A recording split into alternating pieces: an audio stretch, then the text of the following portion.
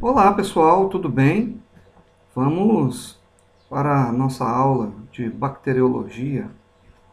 Vamos ver aí os aspectos relacionados à morfologia sistemática, fisiologia e ecologia. Vamos começar com a morfologia. Pessoal, esses são os principais tipos morfológicos bacterianos. As bactérias em monococos, bastonetes retos, os espirilos, os espiroquetas, são bactérias desprovidas de parede rígida, parede de peptidoglicano, né? Parede rígida, parede celular rígida de peptidoglicano, que tem como função conferir forma, né, à célula bacteriana. E essas espiroquetas não possuem. E até nós chegarmos nos actinomicetes, que são unicelulares também, mas ocorre que essas bactérias elas se arranjam, né, e formam um falso micélio, né, dá aquela impressão de que seja um micélio, de fungo, mas não. Elas formam esse falso micélio, as estruturas unicelulares se arranjam de tal forma a conferir esse aspecto, tá, às células bacterianas, né, às colônias, né, resultantes. Por o caso aqui de bacteriologia de plantas, nós vamos ter bactérias importantes para a agricultura, né, bastonetes retos, espiroquetas, actinomicetes e actinomicetes. Monococos não é o caso. Os espirilos também não chega a ser importante, tá? Vamos prosseguir aqui antes de eu mostrar aqui os arranjamentos flagelares. É interessante que nós possamos ver aqui a anatomia de uma célula bacteriana em todas as suas componentes. Então nós temos aqui uma célula bacteriana do tipo bastonete, né, que nós vimos anteriormente, né, aqui bastonete reto, né, que aí é o nosso tipo, nosso espécie tipo, né, digamos assim. Essa bastonete, veja bem, ele é uniflagelar, né, tem um flagelo. Além disso, a célula bacteriana tem a parede celular, aqui é espessa e rígida, parede celular de peptidoglicano, vamos falar sobre ela mais a seguir. Abaixo da parede celular, a membrana celular, existe um ponto em que ocorre a invaginação desta membrana celular, recebe o nome de mesossoma. Então, o mesossoma é uma invaginação da membrana celular e tem como função respiração celular. Parede celular rígida, peptidoglicano, conferir forma e estrutura à célula bacteriana. Vá anotando aí as funções, o que é e para que serve, tá? Além de que também a parede celular, peptidoglicano, protege a bactéria, o seu interior, mas a grande proteção nós vamos ver a seguir. O DNA bacteriano, temos aqui o DNA único, né? Então a bactéria não possui, né, mais do que um, né? Quando o quer, ela usa aqui os plasmídios. Seria um DNA extra cromossomal, mas não chega a ser um segundo cromossomo, né? Nós temos só um aqui na bactéria, mas quando ela requer e faz o uso de genes extra cromossomal, o plasmídio os carregam, esses genes.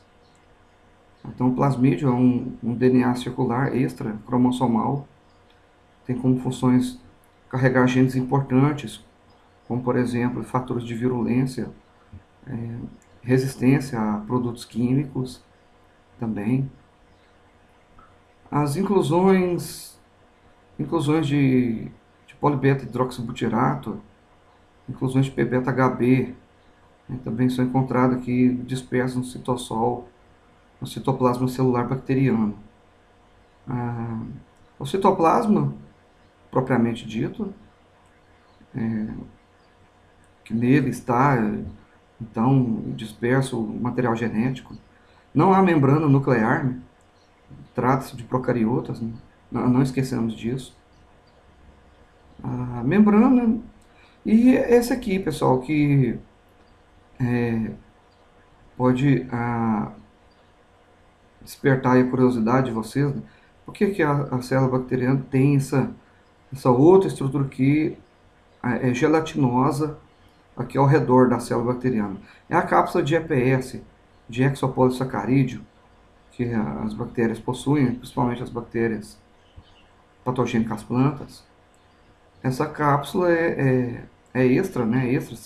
Extracelular, mas as bactérias carregam essa cápsula. Essa cápsula protege. Aí sim, esta sim, protege a célula bacteriana contra produtos químicos, choques de temperatura, contra o dessecamento também, luz e radiação solar, que são nocivos às células bacterianas, né? Sabemos disso. Então, esses seriam os principais componentes de uma célula bacteriana, tá certo? Então, o que você pode ver aqui nessa imagem, Klebsiella pneumoniae, você tem a célula bacteriana e aqui foi possível ver, né, com esse corante violeta, ver a cápsula de EPS aqui extracelular, extracélulas bacterianas, ok? Agora sim, os tipos de arranjamento flagelar em bactérias. Veja bem, todas as bactérias têm flagelo? Não, nem todas. Existem aquelas bactérias atríqueas, né, não flageladas, mas não possuem flagelo. Se ela não possui flagelo, como é que ela se movimenta? Né, se ela não nada na água? Essas são levadas pelas correntes, né? Correntes de água no filme foliar, ou no ambiente, ou no solo, carregam, né? Faz o carreamento dessas células bacterianas, tá? Nós temos então as monotríqueas, que tem apenas um flagelo, aqui saindo de um polo da célula bacteriana. As alofotríqueas, elas possuem vários flagelos, saindo também de um polo, um polo único, uma célula bacteriana. E por último, as peritríqueas, que assim como as lofotríqueas também têm vários flagelos, mas diferentemente eles saem eles ocorrem em diferentes pontos, né? Cobrem, né, por toda a célula bacteriana. E aqui nós temos alguns exemplos, né? A Clavibacter, por exemplo, é uma bactéria atríquea. A Xanthomonas é monotríquea. Pseudomonas é lofotríquea. E a Erwinia, Pectobacterium, são exemplos de peritríqueas. Com relação ao peptídeo glicano presente na parede celular bacteriana, é interessante notar que ela uma estrutura rígida, né? E esse é um arranjamento em rede, né, do peptídeo glicano, a estrutura em rede. Ele que tem duas componentes principais. Esse violeta, que possui uma cauda de tetrapeptídeos, que é o ácido N-acetilmurâmico, né? Então, o ácido N-acetilmurâmico possui uma cauda de tetrapeptídeos que se liga a outra cauda de tetrapeptídeos de outro ácido N-acetilmurânico de outra linha na rede, né? Então que eles conectam, né, linhas vizinhas, né? Então ajudam, né, a formar que seria essa estrutura em rede que temos aqui, né? A, um ácido N-acetilmurânico se liga a um NAG, né, que é uma N-acetilglicosamina, que se liga a um N-acetilmurânico, que se liga a uma N-acetilglicosamina, que se liga ao N-acetilmurânico. As glicosaminas não se ligam, né, não ligam entre si, fazendo as pontes, né, entre as redes. Então isso fica por conta da cauda de tetrapeptídeos de um ácido N-acetilmurânico, onde o tetrapeptídeo 4, que é o último, se liga ao tetrapeptídeo 3 da cadeia vizinha, né, que é aquele que vai fazer a ligação. Muito, muito interessante e isso é perfeito. Confere à célula bacteriana uma, uma parede celular rígida de peptídeo glicano, né? Nós vamos ver a seguir, há diferenças, tá? Entre bactérias gram-positivas e gram-negativas quanto a esse peptídeo glicano. Ela é a mesma estrutura, mas quanto à espessura dessa camada de peptídeo glicano. Bom, e é o tópico a seguir. Vamos ver então as diferenças entre bactérias gram-positivas e gram-negativas, né, quanto à sua composição e estrutura da parede celular. As bactérias gram-positivas, coloquei aqui como exemplo a Clavibacter, uma primeira observação, as bactérias gram-positivas são minoria, né, dentre as bactérias fitopatogênicas. Acredita-se que apenas 20% seriam gram-positivas e 80%, uma gama muito maior, seriam bactérias gram-negativas. Uma das formas de você diferenciar uma bactéria gram-positiva de uma gram-negativa seria pelo tintorial, no teste utilizando o Lugol, né, o cristal violeta. Então, as gram-positivas, elas colorem, né, de violeta ao final do processo. E isso vou explicar a seguir, mas antes vamos ver que há um aspecto muito interessante e que eu quero chamar a atenção, que é a espessura da parede celular de peptídeo glicano. Veja que aqui na gram-positiva é bem espessa essa parede de peptídeo glicano e ela possui ácido tecóico, tubos de ácido tecóico que vazam, que atravessam essa espessa camada de peptídeo glicano. Aqui abaixo estaria então a membrana citoplasmática. Veja que na gram-negativa, olha aqui, a parede de peptídeo glicano, ela é muito fina, gram-positiva, muito espessa, gram-negativa, muito fina. Então essa é uma primeira diferença. Outra diferença, a parede de peptídeo glicano nas gram-positivas tem ácido tecóico, tubos de ácido tecóico. Na gram-negativa não tem, não os contém, menos espessa. Como é menos espessa, ela tem uma outra membrana, uma outra camada, uma camada aqui de LPS. Então ela tem essa camada,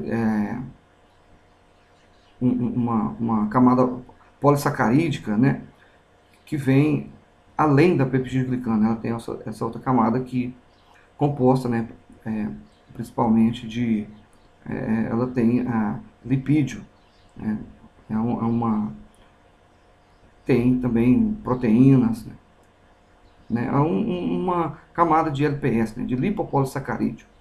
Essa camada lipopolissacarídica aqui, que somente as gram-negativas possuem. E outro aspecto, também em seguida vem a membrana plasmática, isso não é diferente. E outro aspecto é que a gram-negativa, então, ela se colore de vermelho, né, de um avermelhado, né, no teste de gram. As gram-negativas, então, compreendem assim uma maioria das bactérias fitopatogênicas e trouxe aqui como exemplo a Pseudomonas, né? A Pseudomonas é gram-negativa. Bom, dito isto, dito essas diferenças, eu pergunto, por que que a bactéria gram-positiva se colore de violeta e a gram-negativa se colore de vermelho no teste de gram, né? No tintorial, teste gram pelo tintorial. Bom, basicamente tem dois pontos principais. Primeiro, no teste GRAM, joga-se o reagente cristal violeta. Joga-se cristal violeta na célula bacteriana. E esse cristal violeta, ele penetra aqui nessa membrana, né, a membrana de LPS. Ele penetra a LPS e ela vai ter essa caracterização, essa característica violeta, inicialmente. Só que, em seguida, joga-se um álcool, né, e o lipídio se dissolve em álcool. Né, o álcool é um solvente que dissolve lipídios.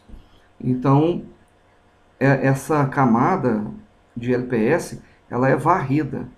Ela é completamente varrida, de modo que fica aqui exposta, né? Ocorre esse desnudamento, né? Essa exposição da camada de peptidoglicano da bactéria gram-negativa. E como terceiro e último reagente, primeiro jogou o cristal violeta, coloriu ela de violeta, jogou o álcool limpou o violeta, porque ele tira essa membrana de LPS. Joga-se em terceiro lugar a safranina, que é vermelha. E a safranina penetra nessa parede de peptidoglicano e colorindo-a de vermelho. É por isso que ela fica colorida de vermelho. Vamos ver aqui, vamos estudar esse processo, esse teste GRAM, nas gram positivas. Primeiro joga-se o cristal violeta, complexo cristal violeta, iodo, né? Então o cristal violeta penetra na espessa camada de peptidoglicano das bactérias gram-positivas, colorindo-as de violeta, né, como aqui está representado. Segundo, joga-se o álcool. O álcool, ele não consegue remover o cristal violeta de dentro da estrutura em rede da peptidoglicano e tampouco consegue destruir ou causar algum dano à integridade da rígida parede de peptidoglicano. Então o álcool, essa segunda etapa, não tem efeito algum aqui. E por último joga-se a safranina, que é vermelha.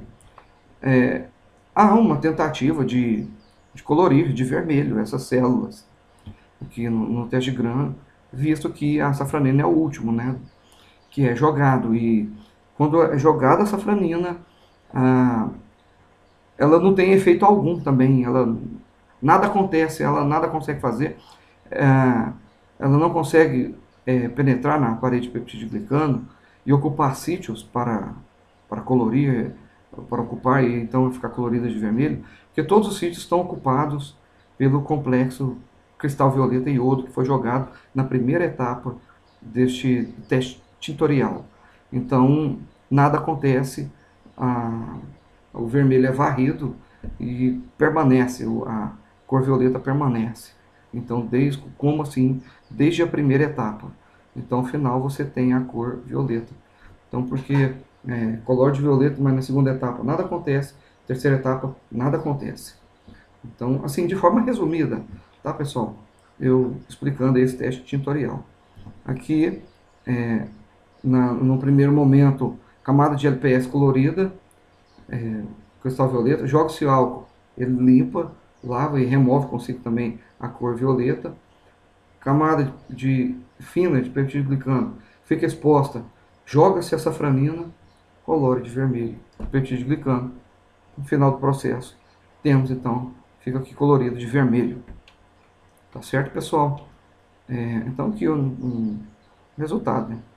Gram positiva e gram negativa após o teste do tintorial.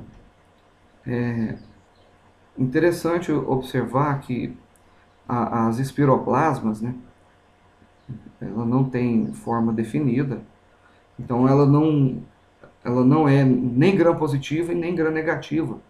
Ela não é nenhum e nem outro, ela não tem parede celular rígida de peptidoglicano para dar um indicativo. Então, as principais espiroplasmas é a espiroplasma citri, que ataca os citros, causa o nanismo dos citros, e a espiroplasma kunkeli, que causa o nanismo do milho. Bom, apresentado aí esses principais caracteres morfológicos bacterianos, vamos navegar um pouco aí pela sistemática, essa sistemática que foi reformulada, né, foi mudada, e nós temos hoje no reino procariota abrigando essas bactérias fitopatogênicas 3 filos a seguir. Filo Proteobacteria, onde nele ele engloba as gram-negativas, que são a maioria está aqui, pessoal. Então ele tem 3 classes: classe alfa proteobactéria, classe beta proteobactéria e classe gama proteobactéria. Nós vamos ver todas elas, tá, pessoal? Filo Firmicutes, estão aqui presentes as gram-positivas. Filo Actinobacteria, as gram-positivas também. Dentro do filo Firmicutes, você tem 2 classes, a saber, classe Bacilli. Não são bactérias patogênicas, mas são bactérias importantes para a agricultura. O Bacillus, o gênero Bacillus, o gênero Pasteuria, importantíssimos. Tá? Vamos falar sobre eles. A classe Molicutes, que são os espiroplasmas, eles não são gram-positivas. Como eu disse, eles não têm parede celular de peptidoglicano, mas foram colocados aqui, né, por questões da sistemática, por proximidade genética, estão aqui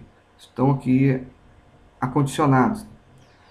Filo Actinobacteria, tem a única classe Actinobacteria, são gram-positivas, que tem basicamente esses 3 gêneros muito importantes: Clavibacter, Curtobacterium e Streptomyces.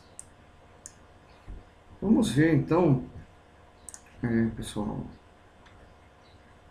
cada um deles, começando pelo filo Proteobacteria, engloba as gram-negativas, classe Alpha Proteobacteria.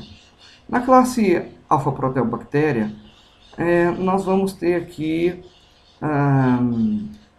2 gêneros a saber: o gênero Agrobacterium, que é a Agrobacterium tumefaciens, que é essa daqui, que causa a doença muito importante, que é a galha da roseira.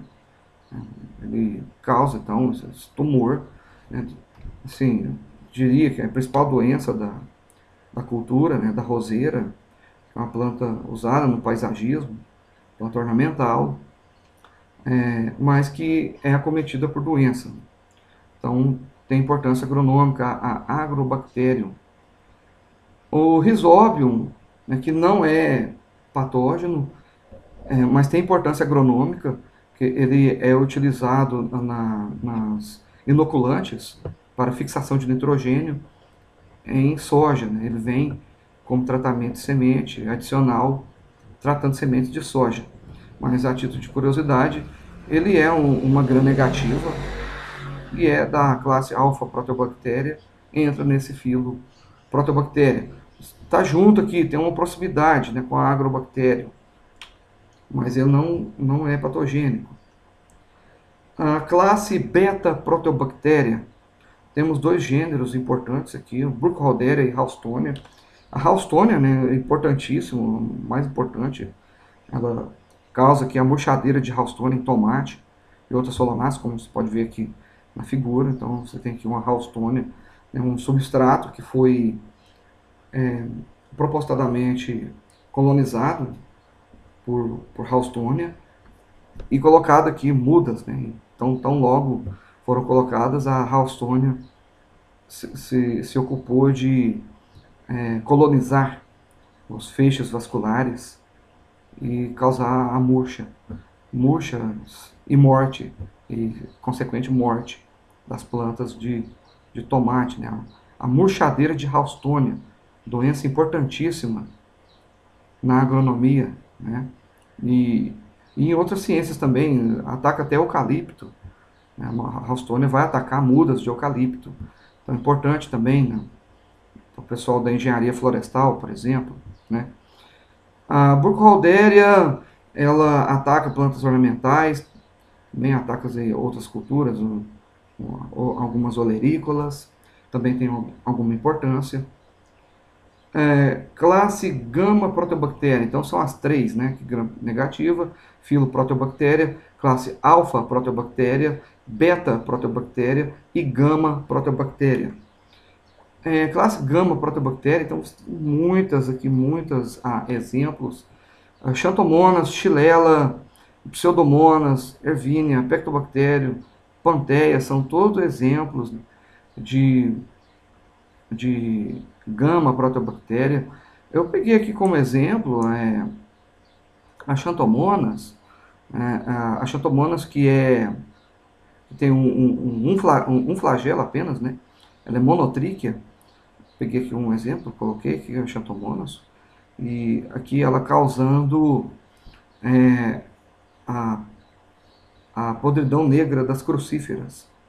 Essa mancha em V, formato de V invertido, que ocorre na couve, né? Então, a principal doença da cultura, né? Então, causada por Xanthomonas. A Pseudomonas, que é Lophotrichia, a bactéria Lophotrichia, mostrei lá. Volta lá no arranjamento flagelar que eu expliquei. E coloquei aqui a Pseudomonas causando um crescimento bacteriano comum aqui. Ocorre a dilaceração, né, do tecido vegetal, então assim, causa doenças importantes, Pseudomonas. E aqui eu peguei aqui a Pectobacterium keratovorum, que é a antiga Ervínia keratovora. Ela que é uma bactéria pectinolítica, ela que destrói os pectatos de cálcio da lamela média da parede celular vegetal, desse órgão vegetal que é o fruto. Então, causa doença chamada de podridão em saco do pimentão. Um saco onde as células foram tudo destruídas e de um aspecto bastante fétido, muito fétido aqui, se você observar, né? Então, coloquei a Ervínia, Pectobactéria, Pantheia, a Ervínia que é peritríquea, né? Nós vimos ali, a Pectobactéria também, né? São peritríqueas, nós vimos anteriormente, já vimos isso. Muito bem, pessoal. Filofirmicutes, então vamos ver as gram-positivas, né, que são minoria. Vimos a maioria, ficou esse restante, mas nem por isso menos importante. Por exemplo, nós temos aqui dentro do Filofirmicutes a classe Bacilli, que você tem dois gêneros importantíssimos, que é o gênero Bacillus e o gênero Pasteuria, que não são patogênicos a plantas, mas que são muito importantes na agricultura. O Bacillus, ele é utilizado como promotor do crescimento de plantas. Existem pesquisas nesse sentido, onde bactérias do gênero Bacillus são usadas no tratamento de sementes e promovem então o crescimento, principalmente o crescimento inicial dessas plântulas, que nas tantas culturas onde eles são testados e já foram comprovados alguma eficácia, como milho, por exemplo, muitas culturas importantes. A Pasteurella, ela é muito importante, porque ela é uma bactéria utilizada no controle biológico de nematóides. Então, nematóides muito importantes, muito nocivos à agricultura, são controlados por Pasteurella. Então, temos aí resultados em nível de pesquisa, né? E é muito importante, por isso ela é utilizada para esse fim, que tanto Bacillus quanto a Pasteurella, ela tem uma estrutura dentro da célula bacteriana, que é uma estrutura rígida, que abriga o seu material genético, que é o endósporo, né? O endósporo celular bacteriano. Né? Ele é resistente, então ele resiste a épocas desfavoráveis, ah, como seca, né, em condições e outras condições adversas. Então, uma vez aplicado com o objetivo de controle biológico, esse controle biológico ele passa a ser, então, de certa forma, até duradouro, devido a essa característica de elas possuírem, e só elas que o fazem, né, que é o endósporo bacteriano. Depois da classe Bacilli, temos ainda dentro do filo Firmicutes a classe Molicutes, né, que ela não é gram-positiva, está aqui por questões taxonômicas, que é o gênero Spiroplasma. Né? Tá aqui o Spiroplasma, ele é todo sem formato, né, devido ao fato de que ele não tem a parede rígida de peptídeo glicano. Né? Como exemplo, eu coloquei aqui a Spiroplasma citri. Nós vamos ver a seguir aí as espiroplasmas. Filo Actinobacteria gram-positiva, classe Actinobacteria. Temos duas importantes a saber, Clavibacter e Curcubacterium. A Clavibacter, como eu já mencionei, ela não possui flagelo. Então, a Clavibacter michiganensis, por exemplo, ela ataca solanáceas, causa importante doença no tomate, causa essa doença, a podridão em anel, em batata, ataca os tubérculos de batata, por exemplo. A Curcubacterium, que ataca soja, né? A Curcubacterium flacunfaciens, Patovar flacunfaciens, que tem crescido, ganhado importância muito recentemente em campos de soja aqui do Planalto Central goiano, né? Região central. Família da Streptomyces cetaceae, a Streptomyces, né, que são os actinomycetes. Né? Streptomyces, aqui tem a Streptomyces scabiei, causa a sarna, né, uma espécie de sarna aqui nas tubérculos de batata. É uma doença muito importante. Com relação à nomenclatura, antes da gente partir para fisiologia e ecologia, eu quero comentar sobre o termo patovar. Patovar, em 1980, criou o termo patovar. Então, nós temos, por exemplo, Xanthomonas axonopodes, patovar malvacearum. E por que eu falo patovar malvacearum? Porque ela é uma patovar das malváceas, né? É isso, ataca o algodão, por exemplo, né? Ataca, então, as malváceas. Né? Então, patovar, criado para atender o caráter patogenicidade. Então, você tem patovar glycine da soja, você tem Xanthomonas axonopodes, patovar fazeoli, que ataca o nosso fazeolus vulgaris, né, o feijão comum. Então, a International Society for Plant Pathology determina os nomes oficiais, critérios taxonômicos, né, em 1980, criou o termo patovar. Nós também temos raça. Raça ocorre muito em nematóides, né? Nós vamos ver a seguir, né, quando tivermos a aula de nematóide, evidentemente.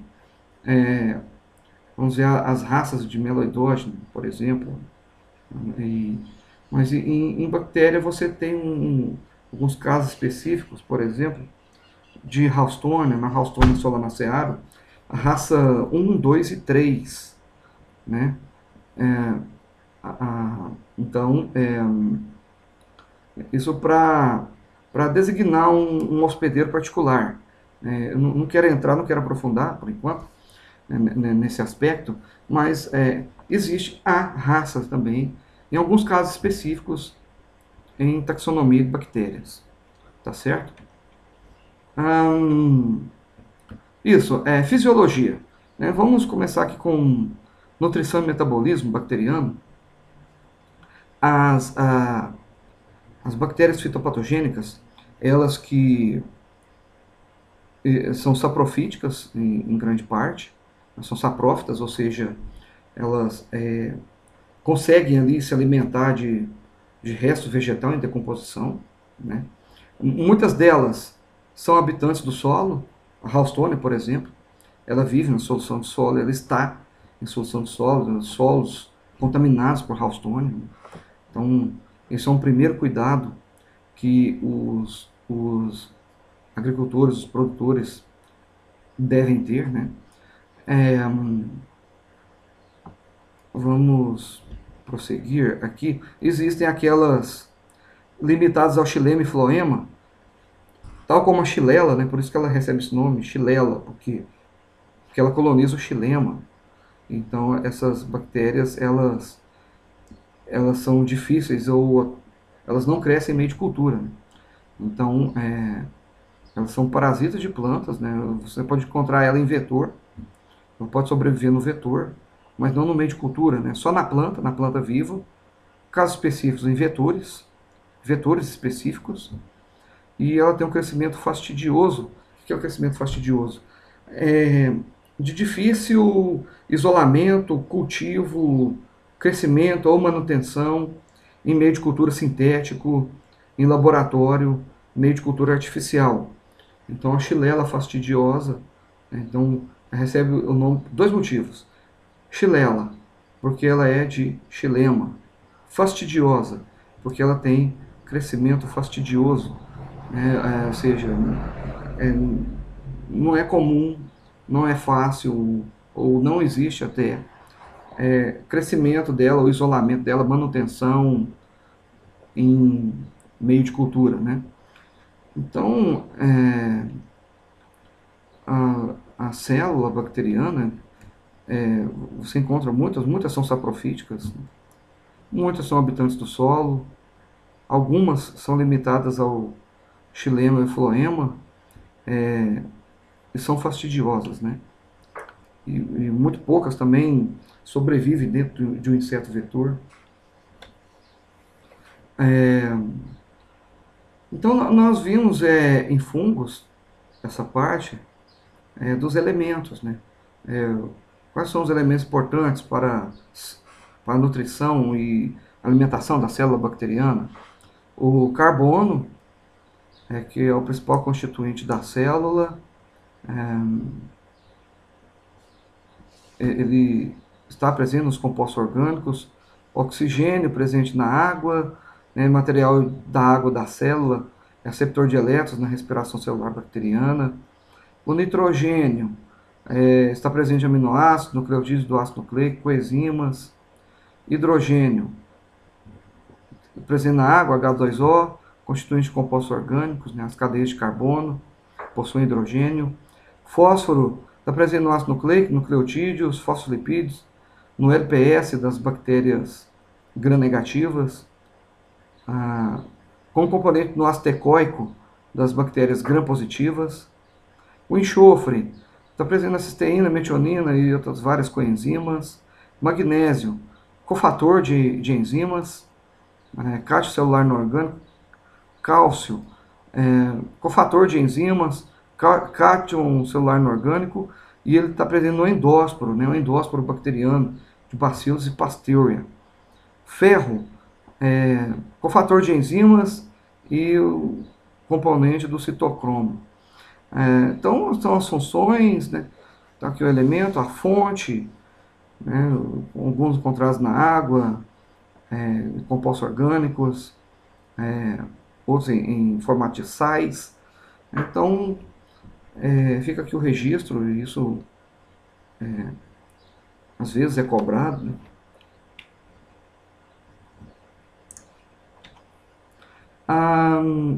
Principais tipos nutricionais procariotas, eu diria que estamos aqui, né?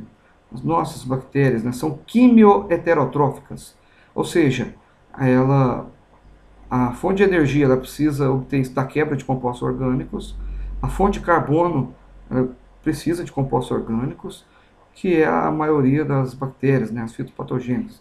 Isto é, elas não são autotróficas, né, não são organismos heterotróficos, ou seja, por exemplo, veja que a fotoautotróficas obtém energia da luz, né, que são as cianobactérias, bactérias verdes, bactérias azuis, bactérias que fazem fotossíntese, obtêm a energia de luz e o carbono do CO2, né?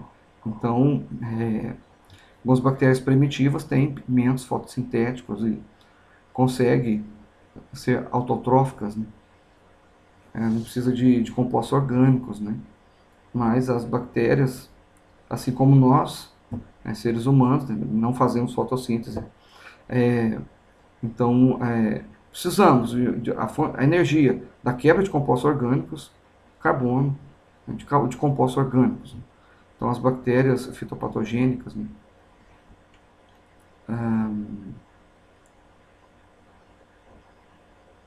Quanto ao pH, as bactérias fitopatogênicas são neutrófilas.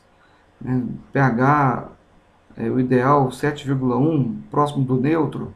Né? Existem acidófilas, bactérias de ambientes ácidos, existem algumas aqui, ou alcalífilas de ambientes alcalinos, como a Nitrobacter, ambientes que têm pH alto. Então, tem essas bactérias que sobrevivem em ambientes extremos. Quanto à temperatura, também, as nossas, né, as fitopatogênicas, né, estão aqui na temperatura ideal de 25 a 28 graus Celsius para o seu crescimento. Existem aquelas que são psicrotrófilas, requer temperatura baixa, que seriam bactérias encontradas em geleiras, por exemplo, em baixas temperaturas, e as termófilas, que são bactérias encontradas em ambientes muito quentes, 70, 72 graus Celsius, né, 79, então altas temperaturas, seriam aquelas bactérias encontradas, né, em vulcões, por exemplo, a termos aquáticos, né, encontrada em geysers, né, de alta temperatura. Então, nós temos aqui são as termófilas, bactérias que sobrevivem né, em ambientes extremos. Quanto ao requerimento, quanto ao oxigênio, veja bem, aqui eu faço o seguinte experimento. Tem uma placa de Petri, meio de cultura, jogo a célula bacteriana, ela coloniza todo o meio, e aqui eu jogo uma lamínula. Essa lamínula, ela acabará por cobrir toda a colônia bacteriana e, portanto, por sufocar a bactéria, privando-a do O2 livre. Então, aqui, o que acontece com as células que estão aqui debaixo? Morrem. Então, só sobrevivem aquelas que estão com um oxigênio acima, livre, para que elas possam usar. Né? Então, essa é a aeróbica estrita. Né? Existe a anaeróbica facultativa, para ela tanto faz, ela cresce tanto na presença quanto na ausência de O2. Né? Mesmo debaixo da lamínula, ali sufocada, ela sem O2, ela utiliza de outros gases e ela consegue também proporcionar crescimento bacteriano. A anaeróbica é aquela que é o contrário. Né? O O2 é tóxico à célula bacteriana, de modo que ela só consegue sobreviver ali onde não há O2, tá? Ali no centro da lamínula. Né? Existem bactérias anaeróbicas? Existem. Bactéria, por exemplo, que vive ali dentro do rumen de boi, né? Ali não, há gás metano ali, então ela metaboliza outros gases, né? Seria uma forma de vida diferente como a conhecemos, né? Que nós, por exemplo, respiramos, nós e tantos outros animais, respiramos o O2, né? Necessitamos dele. Microaerófilas são aquelas bactérias que elas nem toleram a completa ausência de O2, como também não toleram a abundância e o livre O2. Então ela fica aqui numa posição intermediária, ali na borda da lamínula, suportando ali pequenas tensões de O2. Quanto à reprodução bacteriana, é por fissão binária ou divisão simples. Bactéria chega um momento em que ocorre a duplicação do DNA, seu DNA circular, único, cromossomal. Ele se duplica, temos dois. Na medida que tem dois, cada um vai para um polo da célula, começa a ocorrer uma invaginação até ocorrer a separação das duas, formando duas células idênticas à primeira. Não há em bactérias um crescimento celular em extensão da célula bacteriana. Ela já é concebida naquele exato tamanho adulto ou adulta que ela deverá ser ou ter durante a sua existência. Agora, há um crescimento não da célula bacteriana em tamanho, mas da população bacteriana. Uma população pode aumentar. As populações bacterianas aumentam e aumentam muito. Veja bem, nesse gráfico, a fase lag, que vai de A a B, não há de início um crescimento populacional bacteriano. Isso, quando a bactéria ela coloniza um ambiente, ela vai primeiro se adaptar a esse ambiente, produzir enzimas específicas para esse ambiente, ver quais alimentos estão ali disponíveis. Uma vez que a bactéria faz a leitura desse ambiente e que o ambiente possui, de fato, bastante abundância, uma riqueza nutricional, muitos nutrientes, então aí sim, ela vai entrar em divisão, em fissão binária, de muitas células bacterianas vão fazer isso e haverá um crescimento quase que exponencial. Então é a fase de B a C, ó, que é uma curva de crescimento, um crescimento muito grande, muito exponencial, um crescimento logarítmico, né? Um crescimento exponencial aqui do número de células bacterianas, né? Então ocorre o crescimento da população. Até chegar numa fase de platô, né? Uma fase estacionária, ela estaciona, ou seja, o que ocorre aqui com a população? Por que é denominado fase estacionária? Porque aqui o número de nascimentos é igual ao número de mortes. Antes aqui só tem nascimento. Se só tem nascimento, vai aumentando. Se o nascimento é igual à morte, o número de nascimentos é igual ao número de morte, não há crescimento populacional. E isso aqui ocorre, pessoal, por um motivo principal. Começa a haver falta de nutriente. Todo aquele nutriente foi consumido em grande escala aqui na fase exponencial. Houve grande consumo do nutriente. Isso, se você pensar, essa curva é válida tanto para a situação in vitro quanto in vivo. In vitro, se você pensar numa população bacteriana dentro de um Erlenmeyer, contendo um meio de cultura líquido, rico em açúcar, sacarose, por exemplo, onde ele será consumido, e dentro desse vidro a população bacteriana vai crescer em demasia. Como também isso também já foi provado, foi feito experimento, também em cima de um filme foliar. Também ocorre um crescimento populacional bacteriano em uma folha, numa situação in vivo, em uma lesão causando uma doença, também o comportamento é o mesmo. Mesmo numa folha, existe um momento em que acaba, o tecido vegetal acaba, é limitado, acaba então, portanto, aquela quantidade de nutriente disponível, então essa é a fase estacionária. E depois a fase de morte ou declinária. Por que ocorre esse declínio? Ou seja, o número de mortes é maior do que o número de nascimentos, nasce pouco, morre muito, então a população vai diminuir, chamada de fase de morte ou declinária, porque ocorre esse declínio populacional bacteriano por dois motivos. Um eu já falei, um eu já disse, a escassez de alimento, né? O alimento acabou já aqui na fase anterior, na fase estacionária. Aqui, então, mais ainda, né? Então, aqui, isso aqui tinha algum alimento que já não há alimento algum. E outro motivo também que potencializa o número de mortes de células bacterianas é que, decorrente do seu metabolismo e desse excesso de consumo, principalmente aqui na fase estacionária, a bactéria foi jogando no meio, seja in vitro ou in vivo, ela foi jogando toxinas, né, toxinas decorrentes do seu metabolismo. Metabolizava, se alimentava, metabolizava, jogava suas excretas, né, que são tóxicas, né? E, e essas toxinas produzidas por ela mesma, né, seus dejetos, vamos assim dizer, né, vai passar a incomodar e ser tóxico e até inclusive a matar células bacterianas. Tá ok, pessoal? Na nossa apostila, no nosso material próprio desenvolvido, explica muito bem. Tem um parágrafo explicando específico para cada fase dessa, tá? A ecologia bacteriana. Ah, um dos aspectos mais importantes da ecologia é a penetração e multiplicação.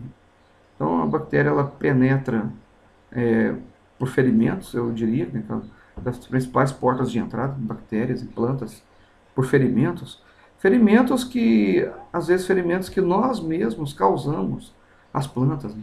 Na medida em que fazemos podas nas plantas, por exemplo, é recomendável, após uma poda, você passar uma pasta, né, de um produto ali protetor, né, uma pasta sulfocálcica, né, uma pasta de cálcio ou de enxofre ou de algum produto, né, para proteção, porque ali eu fiz uma porta de entrada para patógenos, né, quando eu fiz uma poda.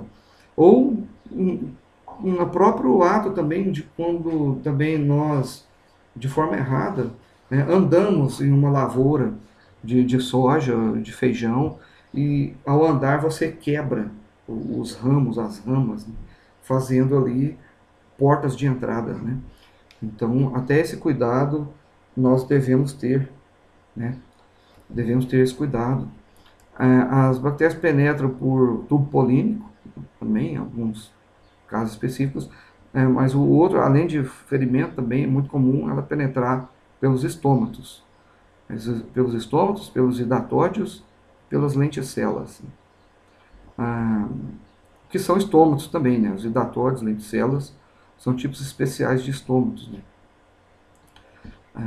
Ocorre que o hidatódio é um estômato no caule da planta. O estômato contém na folha é estômato. Lenticela na borda da folha. E elas multiplicam, né? Ela pode multiplicar no tecido, no tecido foliar, né? No parênquima foliar, que nos espaços intercelulares, ou ela pode colonizar os vasos condutores, os feixes vasculares da planta, que é mais complicado, né? Então você tem a murcha da planta por inteiro quando isso ocorre, né? E a Haustonia faz isso muito bem. A Xylella coloniza o xileno, né? Por isso ela recebe esse nome. A Curcubacterium flacum-facens também bactéria vascular, tá certo? A penetração por aberturas naturais, por exemplo, os estômatos, aqui a apresentação de um estômato, você tem aqui as células guardas, né, do estômato, o ostíolo, e abaixo aqui a câmara subestomatal. Bom, uma bactéria ela é carreada aqui por um filme foliar, quando a tríquea ou quando ela tem flagelo, ela pode vir tendo seu movimento quimiotáxico através do filme foliar e cair, né, em um estômato e cair aqui na câmara subestomatal. Mas para isso nós temos algumas premissas. Primeiro, tem que haver molhamento foliar, tem que haver umidade e tem que ocorrer o congestionamento de água aqui na câmara subestomatal para que ocorra uma infecção bacteriana via estômatos. Então, na medida em que isso ocorre, então ela consegue depois ter sucesso nas suas etapas subsequentes de colonização do parênquima foliar vegetal. Ah, então veja bem, olha só, muito interessante, né? Aqui, ó, aqui um padrão típico de bactéria que penetrou pelos estômatos, né? Espalhados por toda a folha. Esse aqui ela penetrou na borda das folhas, aqui ela penetrou pelas lenticelas, né? Ela não conseguiu penetrar pelos estômatos que estavam ali localizadas no centro do limbo foliar, mas ela penetra pelas lenticelas. Que bactéria é essa que faz isso? É a Xanthomonas campestres, né? a, da podridão negra das crucíferas, né? Que faz esse V invertido, né? Que é a Campes campestris. Por ferimentos, são muitos, né, os ferimentos, é, desde podas, né, causam ferimentos, tratos culturais, insetos podem causar ferimentos, abrindo assim porta de entrada para a colonização bacteriana, alongamento de raiz, intempéries como chuva de granizo, por exemplo, acabam por furar as folhas, causar ferimentos, né, danos, ressecamento do solo, abscisão de órgãos, outras causas, andar com o trator dentro da lavoura, fungos podem causar ferimentos, nematóides, furam as raízes com seus estiletes, desbrotas e podas, a operação da capação no tomate, um amarrio do tomate, a capação pode causa, né, essa ferimento, né? E os tipos de colonização, como eu já disse, né? A bactéria pode colonizar parênquima foliar, né? Intracelular, intercelular, colonização intercelular do parênquima foliar, causando manchas foliares, podridão radiculares, podridão de fruto. Ou elas podem colonizar os vasos do xilema, vasos do xilema, feixes vasculares, né? Causando então as murchas bacterianas, né? Sobrevivência.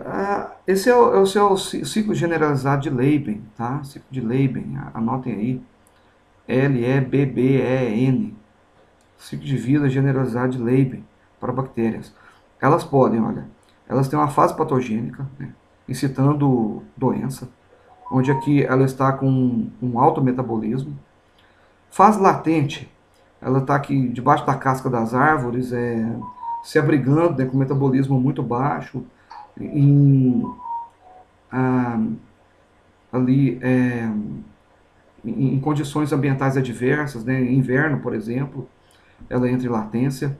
Ela pode entrar em fase residente. Aqui na fase residente, ela está em cima do filme foliar, sem causar doença, ela não está na fase patogênica. Residente, sem causar doença, sem citar sintomas de doença, porém com metabolismo alto. Ela pode aqui da fase patogênica vir para a fase saprofítica, se alimentar de restos de vegetais em decomposição ocorrentes no solo. Então aqui ela tem um metabolismo alto, né? Porém aqui ela se alimenta de matéria orgânica. Ela pode entrar em fase hipobiótica, né? Ela pode se encistar, digamos assim, reduzindo seu metabolismo a zero e fazer isso também, né, de forma semelhante aqui à fase latente, mas aqui na fase hipobiótica, para ela também suportar invernos, períodos muito extensos de seca também, né, períodos muito longos de seca. Então, fase patogênica, alto metabolismo, residente, alto metabolismo, latente, baixo metabolismo, hipobiótica, metabolismo zero, saprofítica, se alimentando de material vegetal em decomposição, com alto metabolismo. Ela pode sobreviver em sementes, né, infectando a semente, abaixo da capa da semente, aderida aos pelos ou na superfície da semente. Então pode estar aqui aderido aos pelos, na superfície, ou abaixo da capa, infestando a semente, ou infectando, né, dentro do endosperma da semente, infectando, né, não infestando. Né, que você tem a semente, esses três cenários aqui, ó, semente infestada, e aqui a semente infectada, né, ou seja, ela infectou o endosperma, né, às vezes até o embrião da semente. Outros mecanismos de sobrevivência é a cápsula, né, que eu já comentei, a cápsula de EPS. Não confunda EPS com LPS, tá? EPS é o exopolissacarídeo, que protege a célula bacteriana ah, de, de produtos químicos, choques térmicos, né, dessecamento. O endósporo bacteriano, que bacilos e Pasteur possuem, que eu já comentei sobre ele. A sobrevivência e hospedeiros alternativos, né? A Ralstonia solanacearum, a Ralstonia, ela é uma das bactérias conhecidas que mais tem hospedeiros alternativos, né? De uma das que mais tem, como ela ataca solanáceas, né? Existem muitas solanáceas silvestres que hospedam a Ralstonia.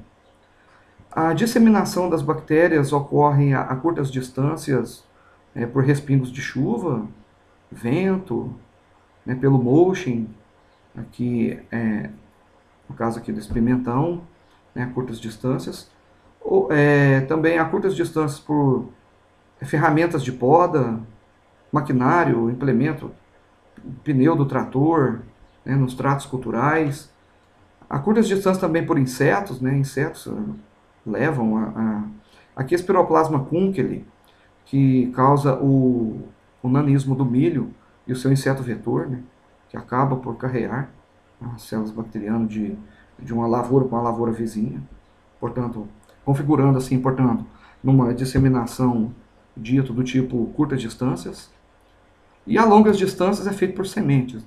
As sementes são levadas, são transportadas de um estado para outro, de um país para outro país, então as sementes, né, fazem a disseminação a longas distâncias, mudas também, né? Então, aqui, um dos que mais vai por sementes, Xanthomonas axonopodis, Patovar malvacearum, das malváceas, do algodão, está presente sementes de algodão infestadas ou infectadas também. Não sei, seria necessário ver o endosperma, se está infectado. Material propagativo, né, a batata semente, tubérculo de batata, então, infectado por Clavibacter michiganensis, subespécie Cepedonicus. Então é isso aí, pessoal. Só recapitulando, bactéria desse tipo, ó, monotríquea, lofotríquea, aqui as espiroplasmas, né, são desprovidos de parede celular, podridão em saco de pimentão, bactérias que formam falso micélio, né, espiroplasmas, podridão em V, entrada por lenticelas da Campes campestris. Quem é quem aqui? Gram positiva, violeta, gram negativa, vermelho, aqui safranina, colorido safranina, expliquei o porquê. Muito bem, pessoal. Então, acabamos aí por concluir a aula, né? Obrigado por ter ficado até aqui e bons estudos a todos.